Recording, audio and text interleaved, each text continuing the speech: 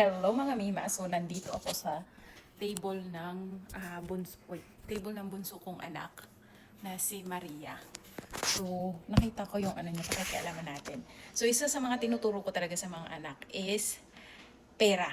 Kung paano sila mag-save, mag-invest, meron silang mga stock markets. Yung bunso ko na to is 9 years old pa lang at ito yung pera niya. Pero meron pa siyang mga ibang wallet dito. Pero i-share ko lang sa inyo itong folder na to. Ewan ko lang kung nabibili to sa Pilipinas, pero meron silang ganito. Lahat, kaming tatlong babae dito, meron kami lahat ganito. So, diba, meron siya dito $100. Tapos, iba pa yung pera nila sa bangko, ha. Ang tagtatrabaho din sila. Pero, siyempre, light lang. May 50 siya dito. Tapos, meron siyang mga ones. Ayan, sobrang kapal niyan. Tapos, meron din siyang mga ones. Mga nakalaan yan sa mga bagay-bagay. Meron siyang Philippine pesos. O, diba? Bilangin natin yung kanyang 100. Ayan, yung 100 niya. Mas maraming pera yung panganay ko. Pero tingnan natin. 1, 2, 3, 4, 5, 6. $600. Diba? So, ito yung kanyang pera. Napaka-importante na turuan nyo ang mga anak nyo sa batang edad pa lang tungkol sa pera. Kasi, huwag mong i-expect na pag 18 years old niyan, alam na niyan ang lahat-lahat sa mundo. No, dapat nag-umpisa bata pa lang. Natin. Oh, diba? May pera din siya dyan. Pero pinipinuhan niya. Tapos, ito naman yung table ng panganay ko. Yung panganay ko is, tawag dito, 12 years old. 13 pa lang. At ito naman yun sa kanya. Oh, diba? Tsaka marami yan siyang mga kuno-kuno. Ano to? Diba? Hindi ko alam kung saan niya pa. Masinop yung panganay ko. Meron din silang stock market saving na investment. At meron din silang savings sa kanilang bangko. Iba pa to. So, tingnan mo. Ito talaga, jackpot ka talaga dito. Tapos, kaya kung may mga anak kayo, bilihin nyo to sa anak nyo. Tapos, ayan siya, oh. Kasi, siyempre, mas matanda na siya, mas organized na siya.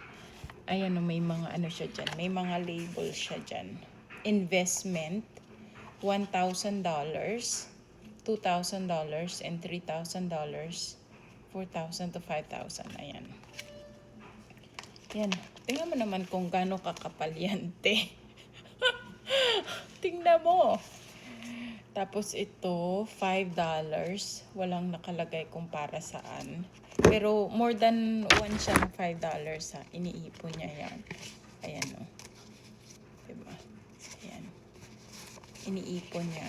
So, hindi natin alam. Tapos, meron siyang $10 pero walang laman. Meron siyang 20. Ayan. More than 20. Marami din siyang laman. Ayan yung laman ng 20s niya. Diba? Itong panganay ko talaga na to, masinop talaga to sa pera. 50, walang laman. Tapos, ito yung 100 niya. Tingnan natin, Be, kung magkano yung 100. Oh my God. Be, ang dami niya pera. Tingnan mo yung 100s niya. Ano lang yan siya, ha? 12 years old lang yan siya. Ito yung 12 years old. Oh my God, sobrang dami niyang pera. Iba pa yung nasa investment niya. Iba pa yung nasa bangko niya. At mga inemi-inemi niya. Tingnan mo, sandali mag-picture. Tingnan nyo, sobrang dami niyang pera. Ang pinag-iipunan niya is sasakyan. So, gusto niya magkaroon. Tapos alam nyo ba, isa sa tinuro ko sa mga anak ko, wag niyong ifo-fold yung pera. Dapat flat siya, dapat wala siyang gusot, at dapat pare-pareha siya ng salay. Hindi po pwedeng nakaganyan, baliktad, tapos ito hindi.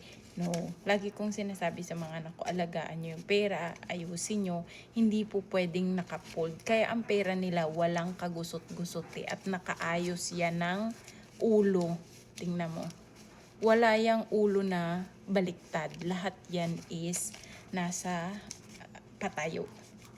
Kasi nga, kung aalagaan mo ang pera, aalagaan ka din ng pera. Diba? 90% sa buhay is related sa pera.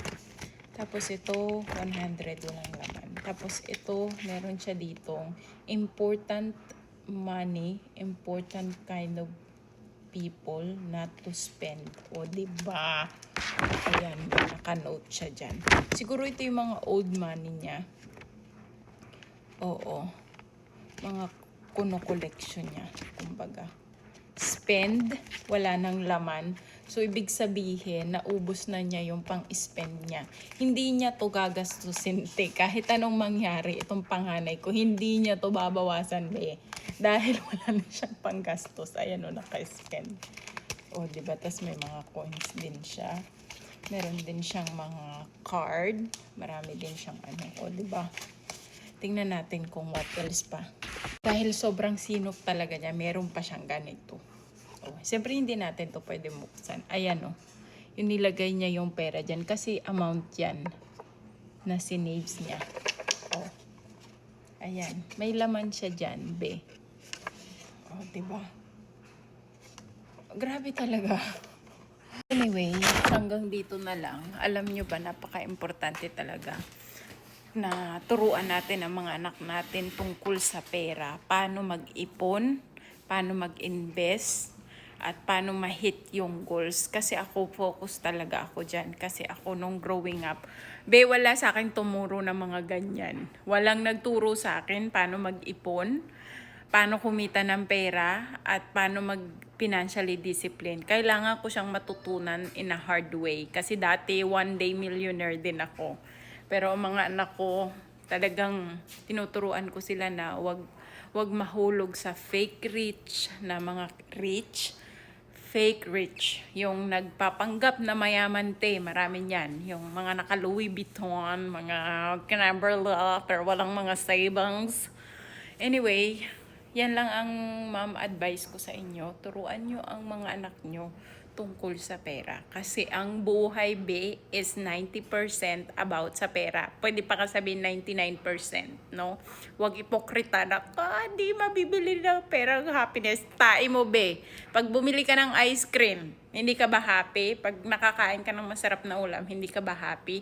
Which is, paano ka naging happy? Kasi 'di ba bumili ka ng masarap na ulam, bumili ka ng ice cream. So, paano mo yun mabibili kung wala kang pera? Anyway, yun lang mga beshi. So, turuan nyo mga anak nyo ng tungkol sa pera. Yung hindi itinuro sa inyo ng magulang nyo. Yun lang, bye! Ay, may idagdag pala ako, nakalimutan ko. Dapat good example ka din, no? So, yung iba kasi tinuturoang mag-savings yung mga anak nila. Tapos, kukuhain din nila. So, yung anak nyo, tinuturuan nyo rin sila ng walang disiplina. Pinapakita nyo sa kanila na yung sinave, pwedeng kunin. So, pag ipinakita mo na ganun din, kukupyahin ka din nila, be. Kasi mga anak mo yan, nakikita nila. So, dapat ikaw yung number 1 example. Na kung ano yung sinave mo, dapat hindi mo gagalawin. Kasi, kung nag-save yung anak mo, tas ginalaw mo, wala kang itinuro, te. Ang itinuro mo is walang disiplina. So, dapat may disiplina ka rin bilang parents. Kasi kung wala kang disiplina, makikita nila yan sa'yo. At kung sinabi mo sa anak mo na, wag kang bumili ng ganyan, wag kang ganyan, kung hindi mo afford. Ako sinasabi ko sa mga anak ko, kung afford mo 3 times yung item, pwede mong bilhin. Pero kung afford mo lang siya 1 time, or yung utang mo siya, hindi mo siya talaga afford. Dapat 3 times mo siyang afford in cash.